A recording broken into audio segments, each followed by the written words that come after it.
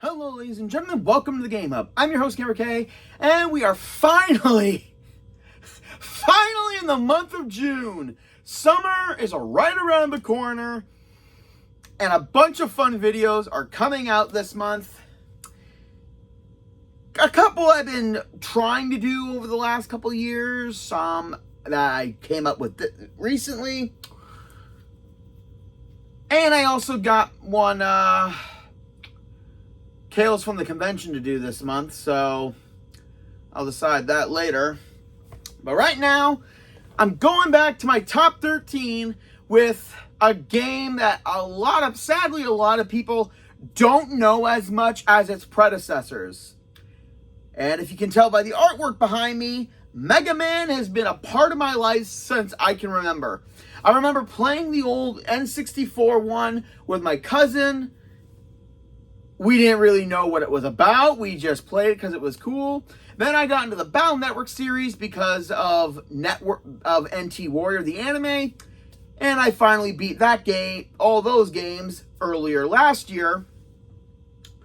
And then the topic of today's video is the sequel that is new characters, new situation, new everything. Mega Man Starforce, that came out in 2009.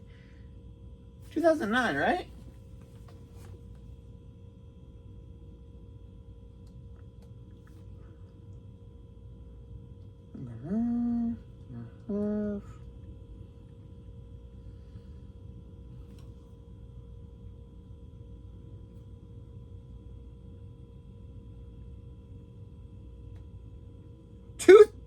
Wait a minute. No way.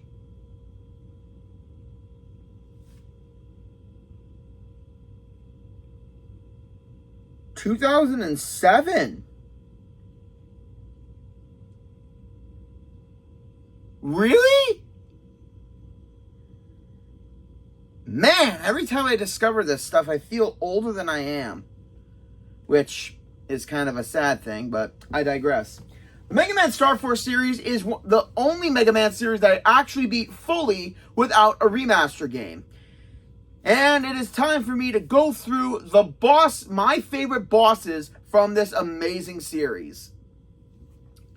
Now, there isn't going to be one per series or anything. I'll be going over all the bosses from all three games that really stuck with me because of the design, the battle, character that they kind of infuse with, because the difference between the Battle Network bosses and the Starforce bosses is the Battle Network ones, they have the net navi, so they have the operator and they have the net navi.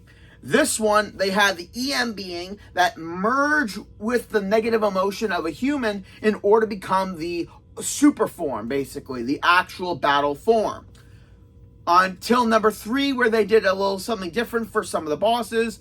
But thankfully, I don't have that many of those on the list. I'll be going through, again, the boss fight itself, the character itself, somewhat of the stories, the design of said boss, because again, design is what makes a boss and a character memorable. So, let's ride on to the airwaves. If you're a Mega Man Starforce fan, you'll get the joke. And to my top 13 Mega Man Starforce bosses. And why top 13? Because here at the Game Hub, only the odd can be number 1. So let's start off with number 13. Okay, starting off this list, we are going to be going through an entry from the third game of the series, Mega Man Starforce 3. And it's the first boss we actually get.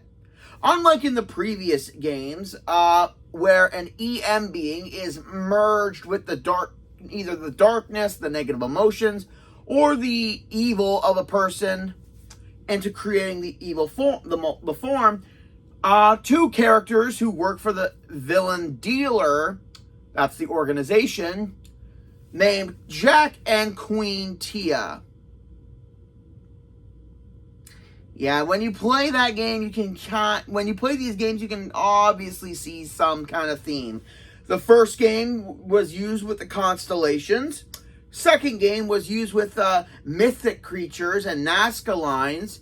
And third, we get using the wizards, which are the kind of this game's equivalent of the net navies, which I'm happy that they gave us this. And being used with the noise cards, which are basically makes them go wild and crazy. And we get the first one on the list, Spade Magnus. And this guy is a great first boss, kind of showcasing how each boss fight has elevated since the previous two games, and how the combat system has not really elevated, but basically has gotten a little bit cleaner. Spade Magnus was created by Jack and Tia with the wizard Magnus, which is basically, again, a magnet-themed boss. Seriously, I know I can't say this enough, but Starforce does take a lot of reference from a good majority of the net navies that are also done, so I'm just going to say that. It is Capcom, so they kind of have to. Basically, Magnus is the wizard of a teacher or a student, a college student, I think, that's using the elementary school. It's been a while since I played the game, so forgive me if I get a little bit of information wrong.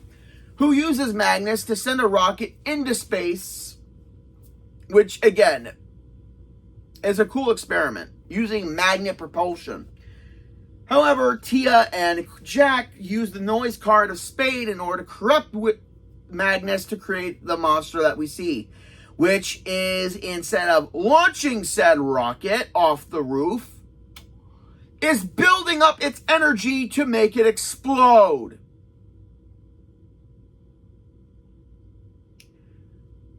You know, for games that handle elementary school students or 10 or 11-year-olds being heroes, and for what people think is a kid's game, Starforce can go really, really deep with a good majority of its characters, and I'm happy for it.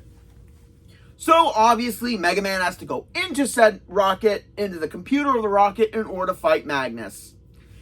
And the boss fight is pretty straightforward.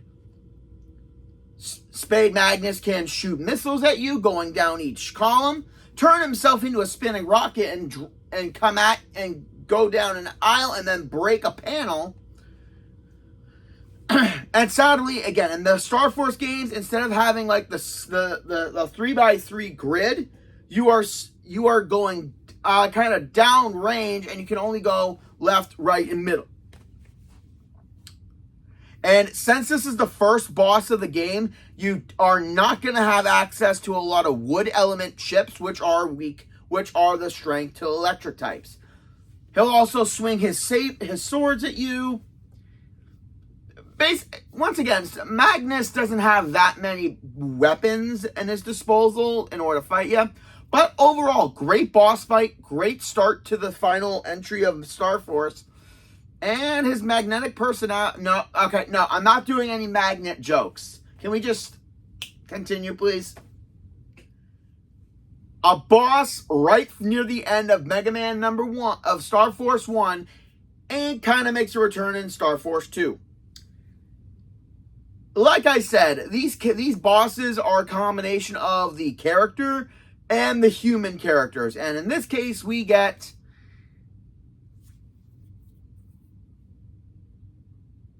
I want to say the pain in the ass character, because there is usually that in any game. And I'm kind of right. Luna Platts, the class president of Echo Ridge Elementary School. Gee, you think her parents are rich? Yeah, they are, and they really don't care half the time. Basically, throughout the game, Luna is the character who, being class president, tries to get Geo to go to school and constantly fails. Severely. And then after finding out that, Geo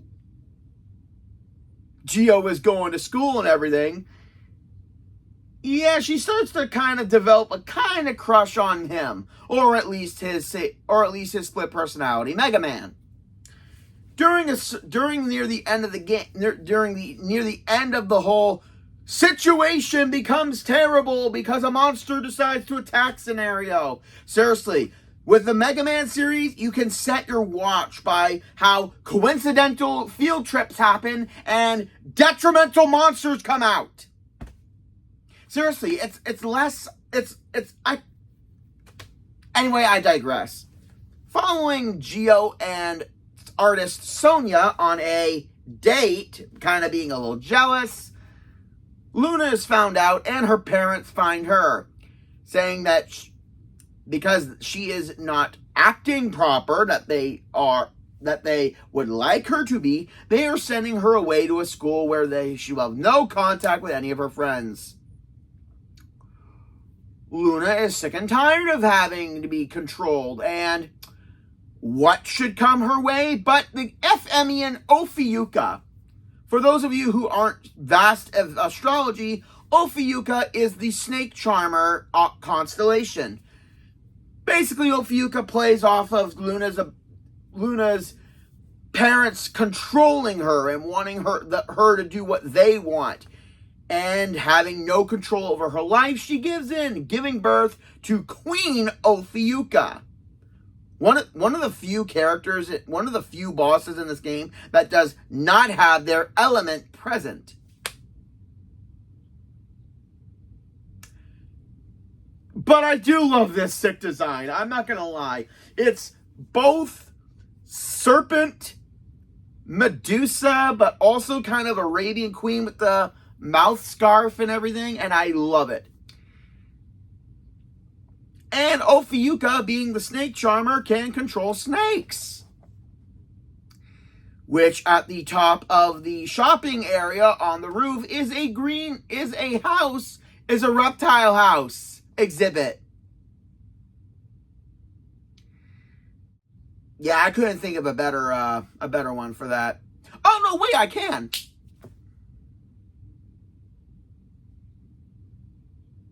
You tell him, Indy. You tell him. So, yeah, Ophiucha controlling the snakes and sending out a poisonous one to kind of bite Sonia. Luckily, you know what? I'm not going to get into the whole scenario. Basically, we have to go into the giant computer snake that is in order to stop Ophiucha. And being a basic wood element type villain, fire chips are your best friend here. But Ophiucha has a couple tricks up her sleeve. By sending snakes down each row in a certain pattern, you'll most likely get hit. From slithering all the way across the field and inflicting poison panels onto the areas. And then releasing her Gorgon Eye paralyzation, which sucks.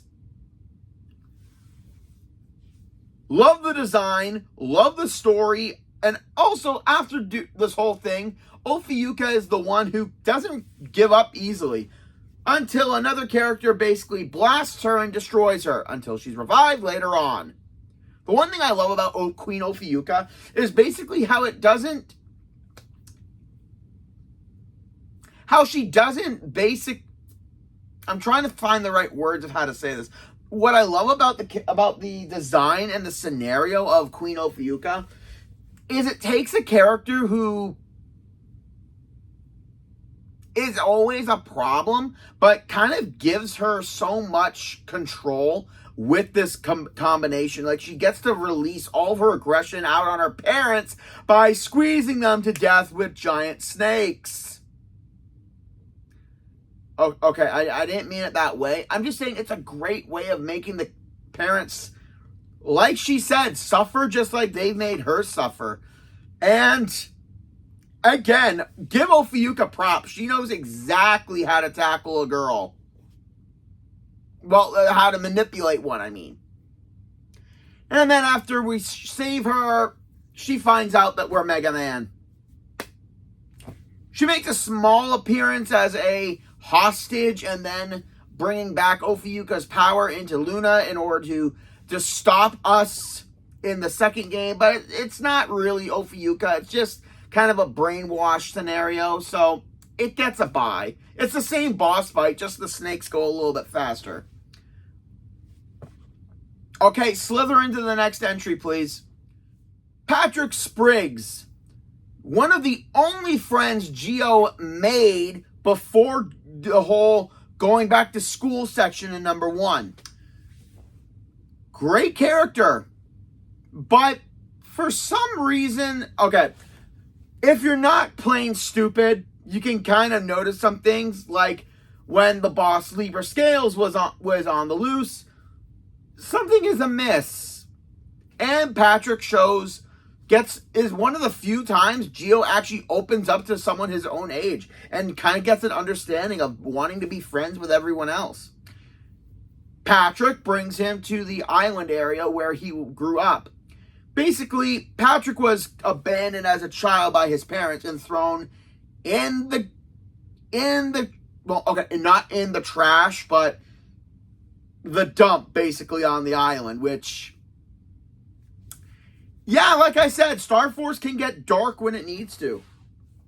And not only that, but the neglect of him at such a young age has developed his anger and rage to be split into Ray, who is a split personality of his.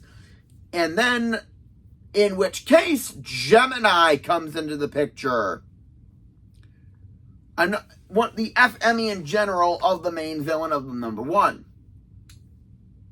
And after trying to trick Geo into giving up the Andromeda key that Omegasys had, we get Gemini Spark.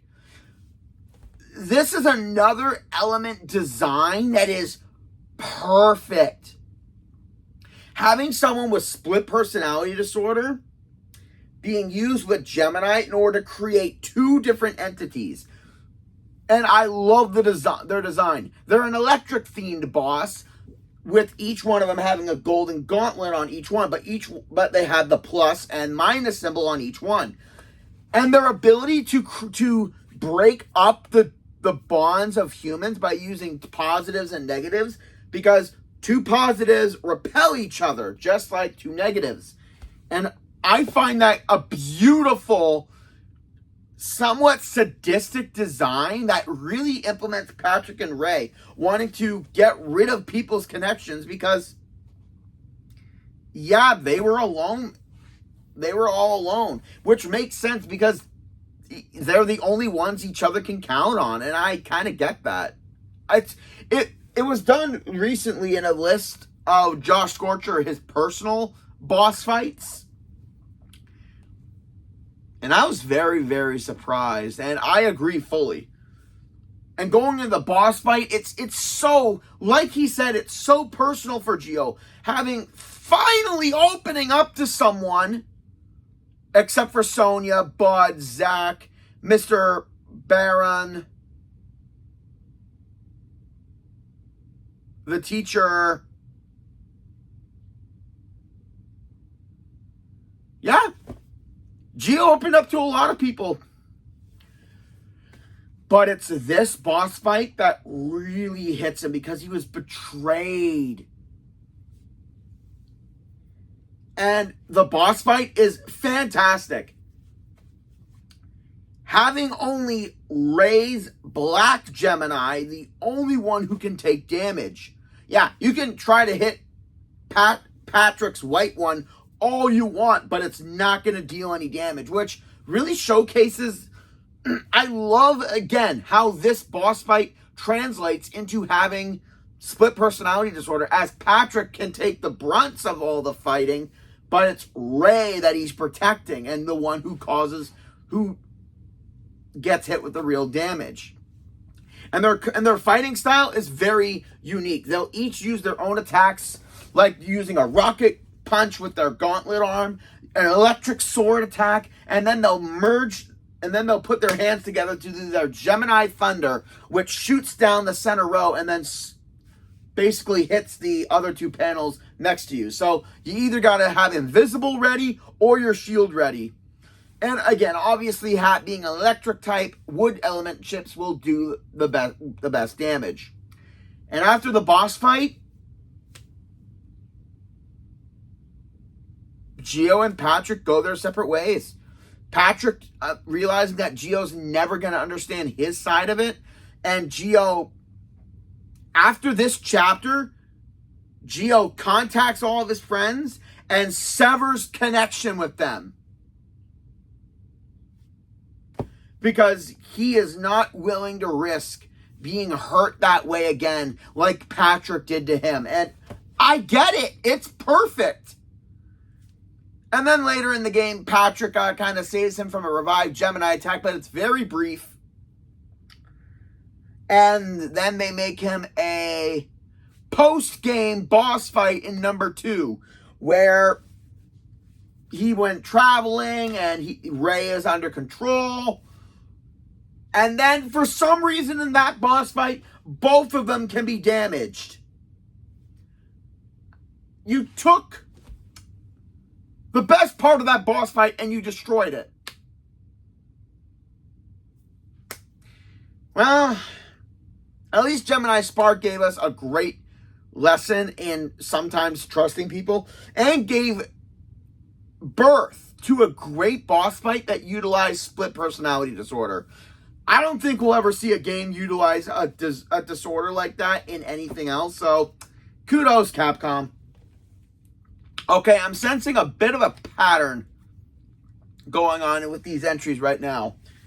Electric, wood, electric. Yeah, might as well go for another wood. And this one is one of my personal favorites because of the motif. But it's a side boss. Yeah, just like in the other Mega Man series, Starforce has side bosses. Basically, these are characters that have no purpose in the story. They're just there in order to give you another boss fight, in order to get a battle card of said character. And these ones you don't get game over if you lose to them first. And the second one that comes into play is from character Damien Wolf, who is a gardener. And when I first saw him, I like the design. Also, just for the record, there was a anime for Starforce, but it was very lackluster because I played the game first, and it got as far as season 2, which was the second game, but only in dubbed and subbed. But oh dear God, I can only imagine what they would have done for number 3. It's bad. So Damien, needing to quench the anger of the Emian inside of him, he merges with Wolf. And I love the design of this wolf. He's kind of that grayish green with the blue electronic body parts. And he becomes Wolf Woods. Just look at this design. I love it. I love wolves, and I love his boss fight. It is so... He'll call out smaller wolves that go diagonal on the board in order to attack you. He obviously does his classic wolf claw strike and uppercut. And as an added bonus, there'll be a full moon covered by clouds with him. And once the full moon is revealed, he goes red into his frenzy mode, making him faster and stronger. So, always be careful with this boss fight. Also, again, wood element, fire chips are your best bet. But what really makes me love Wolfwood so great is where Patrick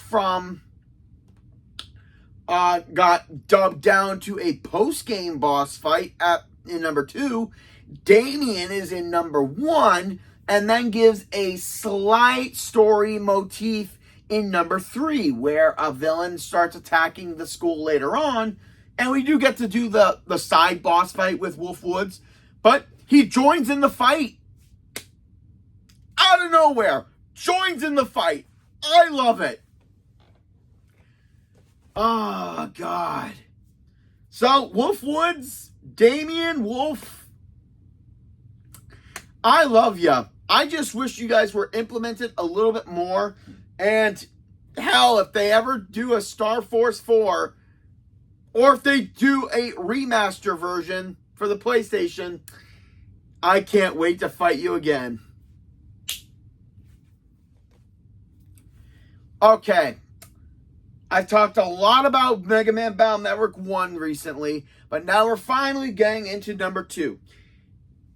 And this one I kind of talked about already with my aquatic bosses list. From Mega Man Starforce 2, we've got Jerry Romano, the Explorer TV star who is in Loch Ness. Yes, I know what they're doing. In order to find the legendary Messi, which is basically just a artificial submarine that he created in order to get views. And when working with Hyde, he is given the ancient Femian Plesio. And then he merges with it to become Plesio Surf. This is a great boss fight. One thing I love about Plesio Surf is just the atmosphere of the boss fight. We're underwater and we're about to fight him, but he stops us. He decides to go up. He begins to surface where we have to fight on our dive machine so he can get an audience. And I love his tactics. Half of his body is submerged in the water. He'll come underneath you and do a chomp attack. There are rocks in the way that will block his attacks and block your attacks.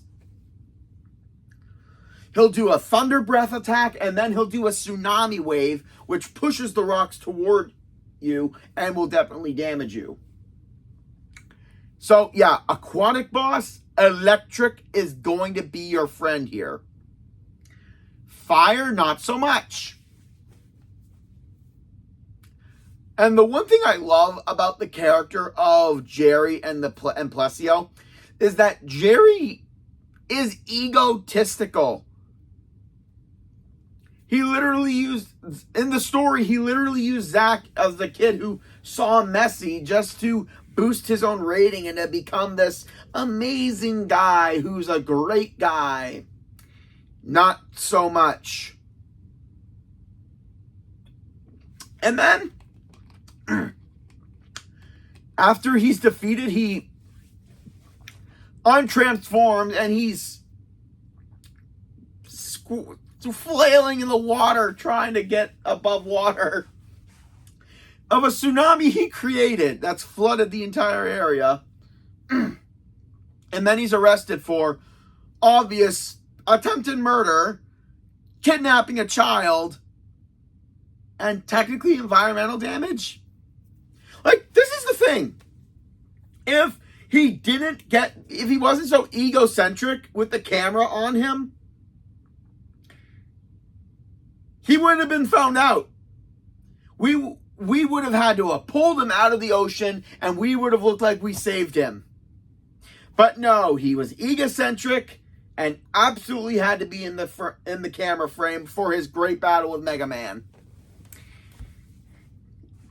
Goes to show that sometimes fame isn't what it's cracked up to be.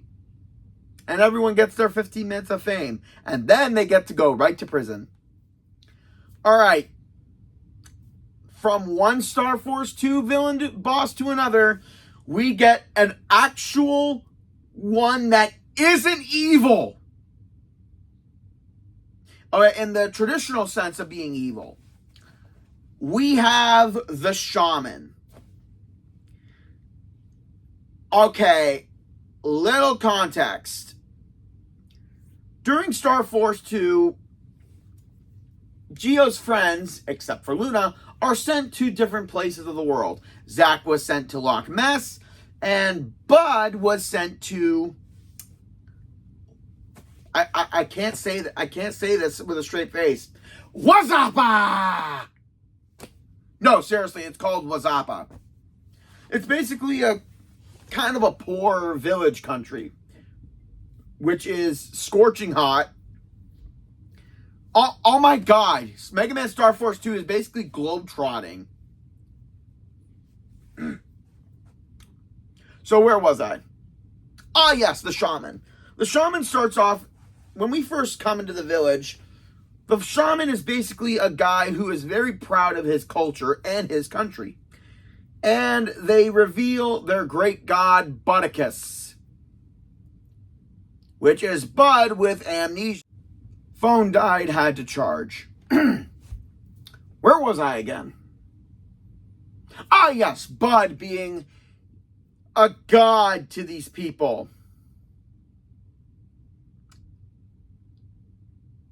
No, seriously, that's exactly what happens.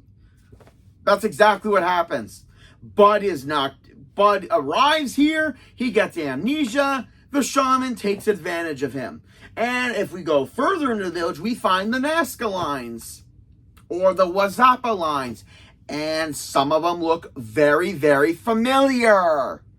Let's see, there's a phantom face, a Bigfoot, Plesio, a giant bird, and the symbol of Mu that a boss I'll get to later used.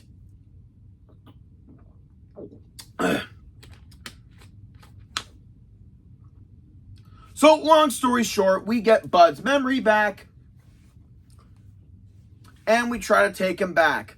But the shaman doesn't like that. And it's not because it's not like he wants to be in power of the people. He realizes that other countries are technologically more advanced than them, and Wazapa's kind of fading away, and he needed the Budicus legend in order to bring people to the village, in order to give prosperity to the country. So he's not evil, he's just desperate to save his people in a way. And then Mega Man kind of fools him into thinking he's the god of the underworld so they can all get away. But upon realizing this, our side villain Hyde shows up and gives him an ancient star carrier that has Condor in it. When merged with the shaman, it becomes Terra Condor, which is a giant bird jet. Starforce, why is this cooler than it should be? This thing is badass. So basically, while we are riding the wave road up in space, everyone else is on a plane, where Condor takes it and brings it back to Wazapa. And the boss fight is absolutely agonizing. Being a jet, he is not on the surface. So no field advantage is necessary. Poison won't work. And he flies away half the time. And his sides are shown more, so you have to damage it. Also, he has a good amount of attacks. He'll bring out these small mechanized birds to attack you down the aisles. The green ones are the only ones that are damageable, and when you destroy them, that aisle will be safe. He'll come up towards you, shoot one laser out of his mouth, and two lasers out of his side wings. And then he'll do an impact attack where he comes flying at you. Ironically, this is the fun part. He is weak to fire. Giant Condor Jet is a wood element. What? How does that make sense? I don't know. Also, you can also damage the wings in order to stop him from using two more laser attacks. So do with that what you will. After defeating him, the shaman regrets what he did, but he explains that he only did so because he wanted his village to prosper. And without the legend of Budicus, no one would come to Wazapa for anything good. And Bud absolutely tells him that you do have something fantastic. The barbecue spare ribs that they made for him were fantastic. So he tells, because he basically says, that's how you advertise Wazapa. Come for authentic barbecue ribs. And then people do. But like after the chapter, it shows that people came because they heard word of mouth about the ribs. But then they go near the altar where the shaman brings them, and they wonder what the statue is of. And it is a statue of Bud as Butticus. And the shaman basically says that he was the man that made Wazapa realize why we're so great. So I do like that. He kept the whole thing of Bud, but at the same time, did what he told him to, which was great. The shaman is not a villain character. He was just a guy desperate to save his people, taken advantage of by Hyde. Luckily, Hyde's not on the list, so I talked to him with my ghost bosses. So, Terra Condor, fantastic design, great story with the shaman. And again, boss fight surprised me. I didn't even know he was weak to fire chips until I used them. So, let's continue.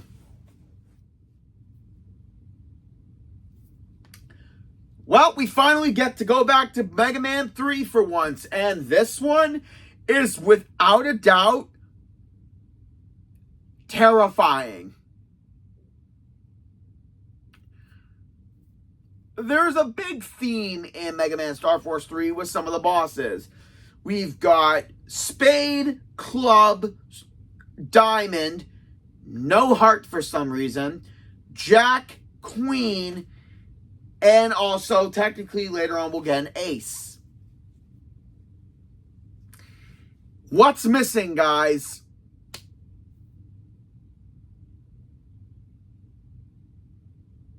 Yes, that. The right-hand man to Mr. King, the villain, Joker, codenamed Joker, is this tall, dark, and badass-looking guy who is always at Mr. King's side and is a nightmare to deal with. Especially considering he's not human. He is an artificial wizard. As showcased when he used a powerful beam in order to kind of delete Luna for a chapter. Yeah, hard. And when we finally get to the Joker boss fight, I honestly thought this was his form. But no, he turns into this! Dread Joker.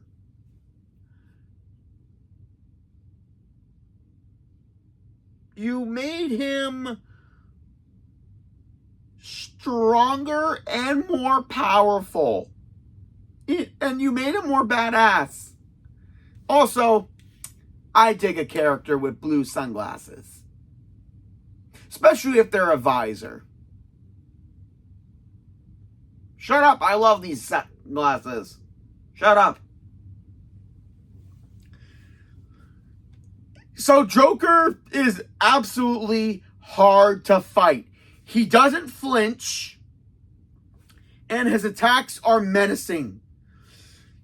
He'll shoot rockets at you continuously. Where even if you move, he'll shoot them in your row. He brings out these cybernetic columns, which will bring up cybernetic columns at you, which will also serve as barricades. He'll do a sweeping low kick at you up close and personal, and then he'll use his erase laser at you, which is detrimental to your health.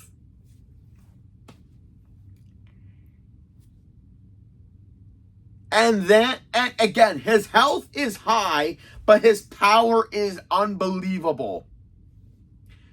Also, right after we defeat him, there's a failsafe where he will explode. And considering how much of a strong character, a wizard he is, that's basically like dropping another, it's like dropping a nuke.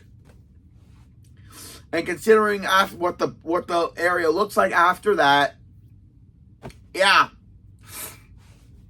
And what the fun thing is, we fight him once. Not including the extra boss fight. After you beat the boss fights, just like in Battle Network, there'll be residual areas in the area where you fought them. So you can get the character battle card to use. We fight Joker once. Every other boss in the game, in these games, we fight twice at minimum. So to fight him once is kind of impressive. And considering he's the right-hand man of the villain, makes his whole one boss fight thing pretty amazing. I'm not gonna lie. He's tough as shit, and plus he has this dead personality where he doesn't even, I mean, he's a wizard, but he's still like dead inside, which sucks. Joker, you gave us one heck of a fight. I would have loved to see what would have been in the anime, but we'll never get that opportunity. Well, we're going back to the Mega Man Battle Network 2, Starforce 2 bosses. And this one is... Okay.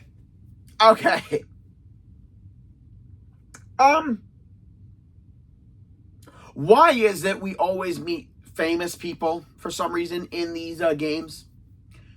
Generic 10-year-old... Okay, we are technically a superhero, so it's not really generic. But we get help from a professional skier at a ski lodge where we all get to go on a trip. And then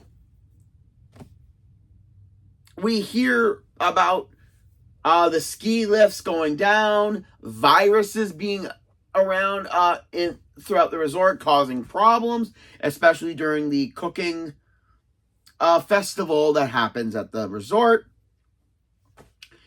And then this guy who wears way too much pink for a rich dude.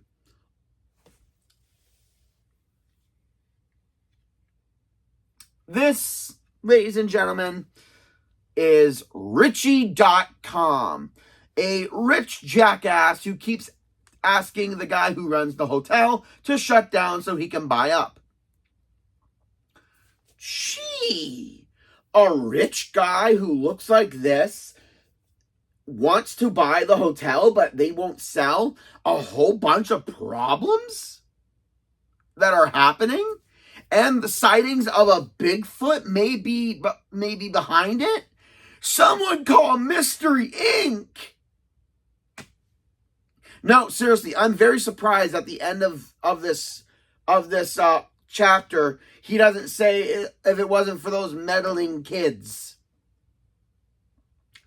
But no, it's really Richie. Shocker. With the help of Hyde, is using an ancient beast called Yeti, which when merged with Richie becomes Yeti Blizzard. Okay, I'm not gonna lie, I'm really happy they went with the aqua element for this because it works. And plus the design is super cool. I mean, who would not want to fight this thing as an actual boss? So, Richie decides to kidnap decides to create a giant snowstorm. Create a giant snowstorm with the artificial snowmaker. But the skier that we helped before is still up there in the slopes with Bud, and we gotta go save them. And the boss fight, pretty awesome, I'm not gonna lie. Starting with Yeti pounding his chest like he's freaking George of the Jungle. Keeps jumping around. pounding his chest, creating avalanches that go down all the rows. So we really gotta, if your Mega Buster isn't supercharged, you can to destroy the snow in time. He'll also stomp on us. I think that's all he does. Yeah, stomping, blizzard, avalanche. So, and again, Aqua type electric chips are going to be your best friend here. One thing I love about this boss fight is how accurate it looks. Making the big rich dude be an actual monster causing problems. It's got Scooby-Doo written all over it, and I love it. Well, we're back to the very first boss of the first game that I talked about him like last year, and I still love it. And again, I'm going to say this. Can you believe that Mega Man Starforce took reference of characters from the original Battle Network series in order to create these characters? I don't see any resemblance whatsoever. That being said,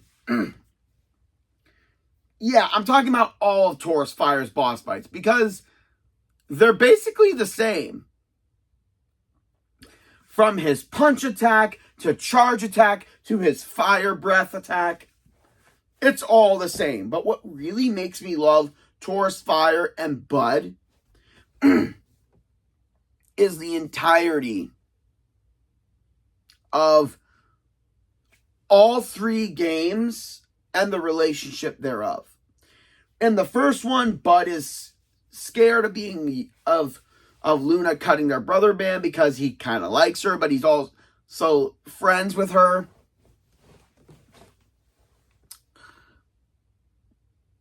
What else? Oh, right. And then Taurus is the first boss, comes down, makes Bud realize how strong he is and transforms into Taurus Fire. And again, I love the design. It's basic first big bulky boss cliche, but I still love the effort that they put into the design. To the second entry, when during the eating contest, Bud gets all fired up and a residual bit of Taurus comes out and he merges again in order to become Taurus Fire. And then in the third game, when Jack realizes that there's a little bit of something inside Bud, he sends in a noise card in order to bring back the residual energy of Taurus back and merge into Taurus Fire again. And then Taurus gains sentience. I mean, I am 100% sure this is not the actual Taurus from the first game. This is just that residual bit of him that was inside Bud and gains sentience because of the noise card and kind of remembers what it did before and wants to make amends. So Taurus becomes a good guy in the third one, and it's fantastic. We even get to use him later in the subsequent boss area. So what gets Bud and Taurus Fire on this high on the list is the evolution of the character itself. Bud went from being the generic bully character to being a friend and also kind of a rival in a way. Just like Dex or Dax, whichever. That's what really makes me love Bud and Taurus, not just together, but separately. The evolution of the friendship between Bud and Geo throughout the three games. And it just accumulates to him fully mastering the control of Taurus. Boss fight may be a little simple, but it's the character of this boss fight that carries throughout the three games. And that's why I love them.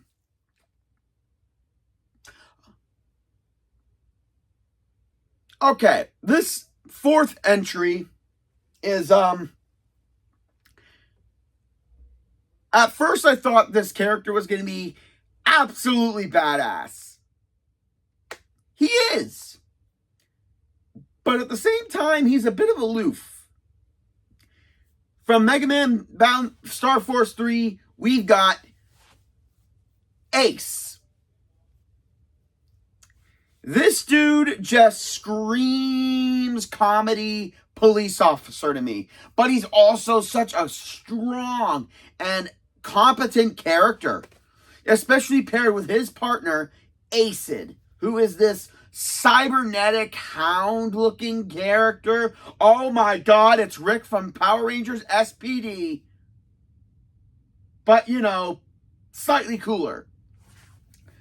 Throughout the first half of the game, we don't get to see Ace transform at all. We just see XIII with... And also, Ace has an affinity for snack bars, because we always see him eating snack bars quickly throughout the game. It's so weird seeing that this character is only in his early 20s. But he has such responsibility. And big shock with the name. Yeah, he used to be a member of Joker. And then he betrayed them because obviously, apparently world domination didn't sit well with Ace. Now here's the thing. Ace has two different forms. His good form and his evil form. And when I say that, because after being used with a noise card or a program within XIII, turns him dark and evil, and then when he merges, he becomes even darker and evil with Ace. But I digress. We have Ace. This thing looks like a Power Rangers or Kamen Rider super mode, and it looks so badass. It's almost like a mini-sized Gundam suit. And here's the evil version, which is even more badass. From using his gun to shoot lasers at us, and then using elemental type attacks like a wide shot water attack, zapping us, a flamethrower, using it as a blade and locking onto us and zooming in and slicing us, to using his wing blade attack where his jets shoot off into both directions as he shoots down a column, damaging you if you're right next to him.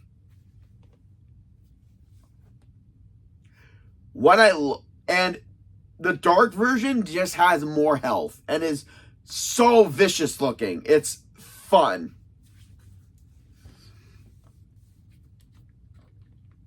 And then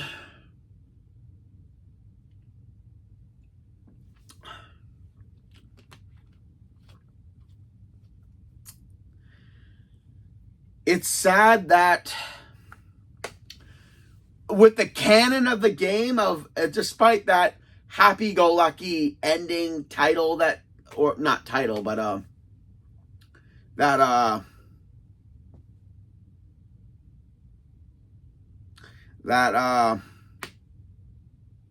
thing that happened with Joker, Ace is gone, which sucks. Also, which is also weird, is that he had a kind of a relationship going on with the villain Queen Tia, which is she is 18. She is 18. Even by Capcom standards, they won't do something stupid. So Ace being a great character right from the get-go, also helping Geo a little bit more. During the negative times during the story of number 3, Ace is there to bring him back to complete the mission, and he has to be strong. If given a little bit more time, Ace could have been a great mentor character for Geo, but as is, Ace, great boss fight. No elemental weaknesses to take advantage of. If you're not paying attention, he will drastically sidestep you. But overall, Ace, again, great character. I love him. Continuing on to the top 3. And now we get my favorite boss fight from Battle Network 3. We got Jack, who looks like a creepy villain character. He's basically the same age as Geo and all the others. And in order to blend in undercover, him and his sister Tia go undercover at the school in order to interject themselves into Geo's life and cause mayhem for their own purpose. We don't get to fight them until later on. But one thing I do love is that during the story and during the vacation of Aloha, basically, yes, the Hawaii area of the game, Tia sees Jack actually having fun with Geo, Bud, Zach, and all of them. And even Luna tries to get him to be more talkative, and even though he has this rough exterior type quality, during the vacation arc, Tia finally gets to see Jack actually have fun with everyone. I mean, yeah, they have a job to do, but finally getting him to be a kid, and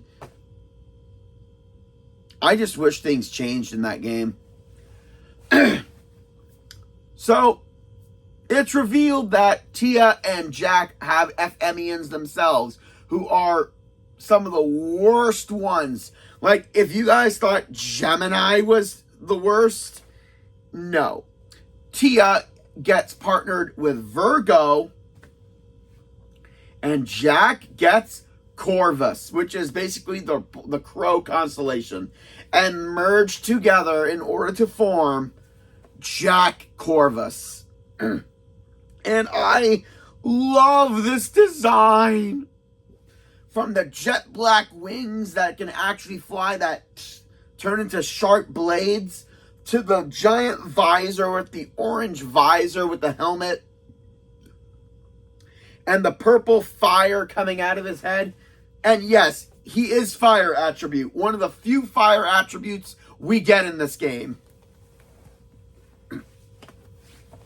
We fight him twice, which is awesome. And his fight, he floats in the air. So again, using poison panels are not going to work. He flies around at you going diagonal. He uses his wicked flame attack in order to shoot fire at us. His wings turn into blades where he swipes at us. And then he can also call upon Virgo in order to do an attack, which is... my throat. But aside all that, it's Jack's character that really gets him high on this list. Tia and Jack's country was decimated by war and technology. So they joined up with Mr. King in order to get revenge.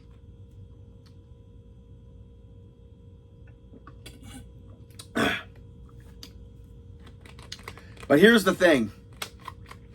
During the story, Queen is taken out first and taken into custody, with Jack being left alone with King and Heartless, his female cocktail waitress sidekick, which I'm surprised didn't get an FMEan of her own. Missed opportunity, guys. And apparently Jack has temper tantrums. Only Queen can talk him out of. And without her, he wants revenge on Geo and all the others. So, at the elections for student body president, Jack makes his move.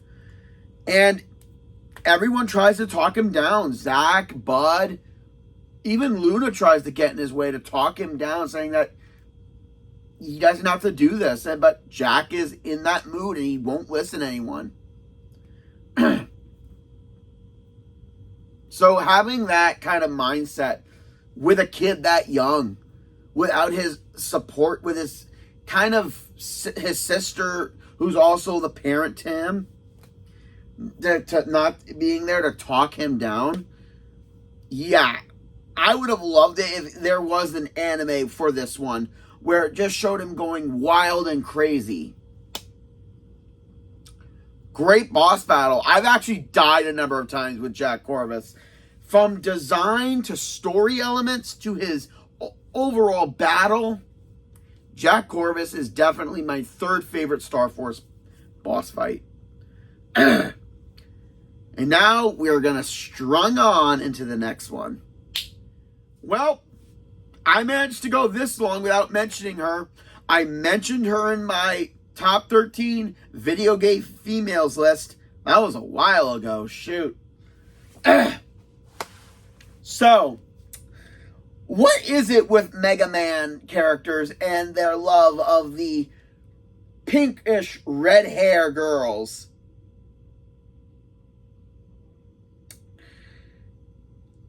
As much as I love Mail from Battle Network, I like this one a lot better. This is Sonya Strum, Pop Princess of Starforce. Literally, she's a pop star. So, here's some context.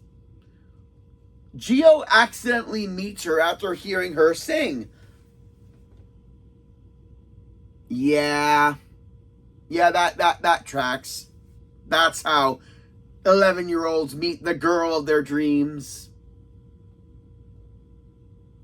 Okay, I'm a hopeless romantic. Shut up. And she talks about how she's singing to her mom, who, if you can't tell, is dead. Until her agent, who is a money-grubbing jackass, tries to get her back to do more songs, which she doesn't want to. And then enters FMian Lyra into the picture, who basically coerces Sonya into into EmWave changing in order to get revenge on the people who don't really care about her and are only after her for her music to make money.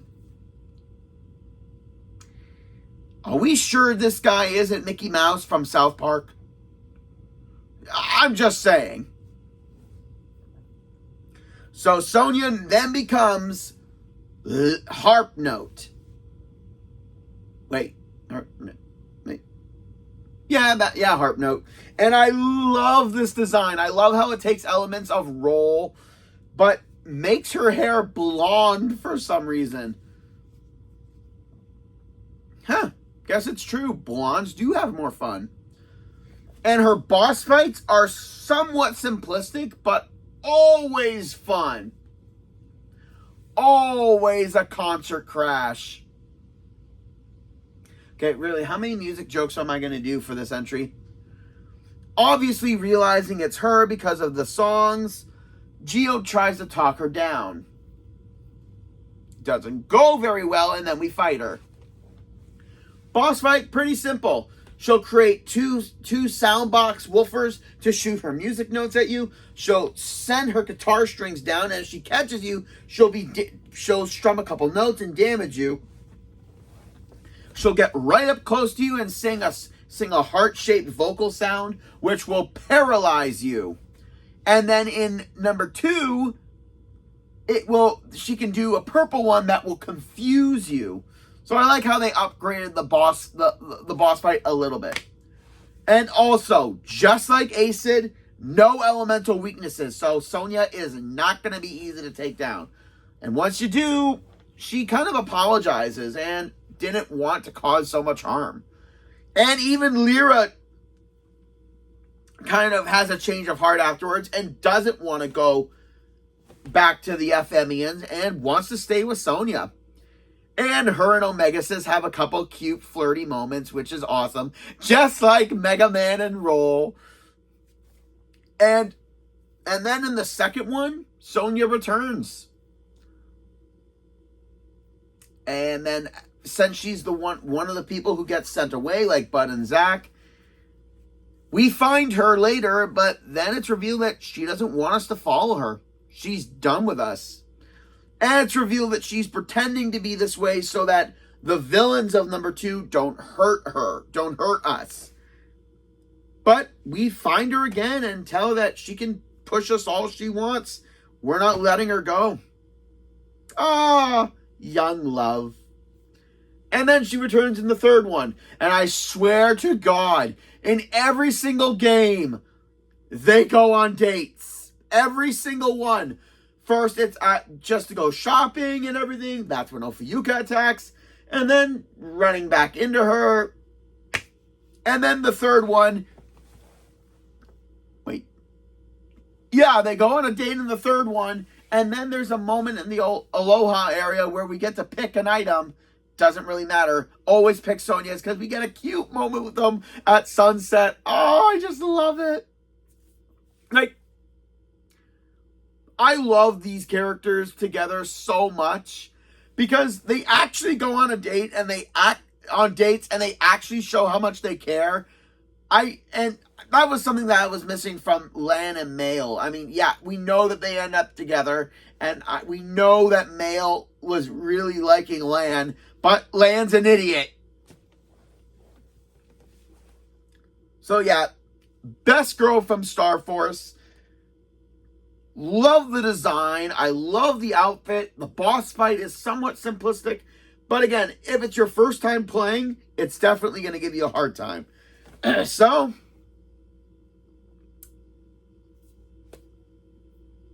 Starforce fell in love with a pop idol.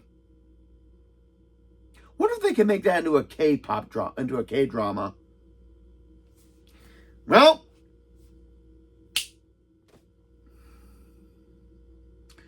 okay. From best friend to best girl to all these amazing boss fights, there's only one.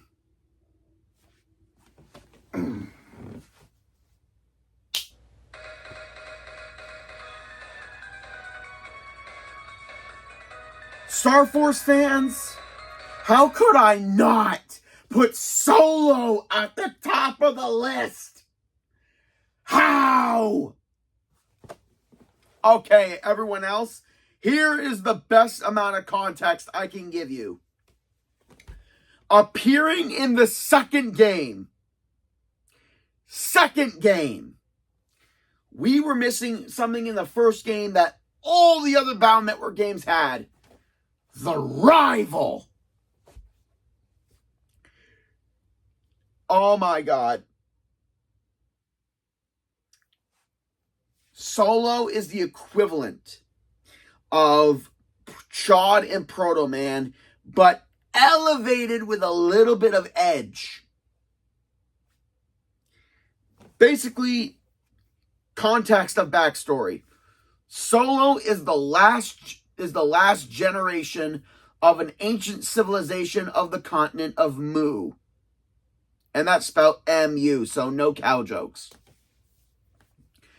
And he is the complete opposite of Geo. Where Geo found camaraderie with people, Solo, indicating by his name, did not.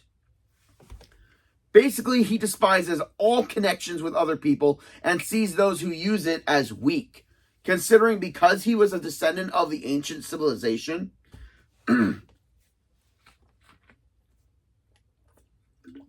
people treated him badly. And a bunch of people would gang up on him and beat him up. But God help those people if Solo got them one-on-one. And Solo found that he was stronger alone. Until he decided to work for the villains, Vega, and got the ancient star carrier. And just one thing I love about Solo's design is just by his outfit, you can tell that he's from an ancient kind of civilization that is highly advanced. But he also has the markings on his face, the white hair. So you can obviously tell he's supposed to be of foreign descent. And I love that.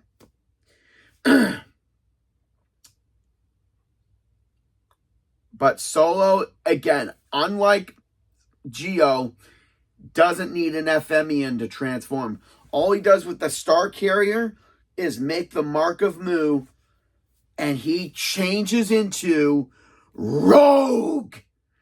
Look at this. From the jet black color to the purpley fire fist to the hair spike to the helmet to the visor shape. His ultimate power, Rogue. And here's the thing.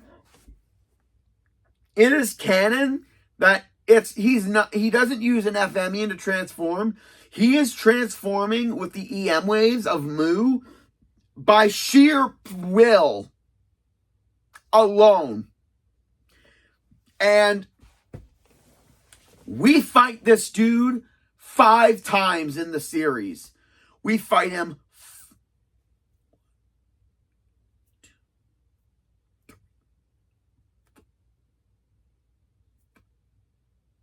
6 times in this series.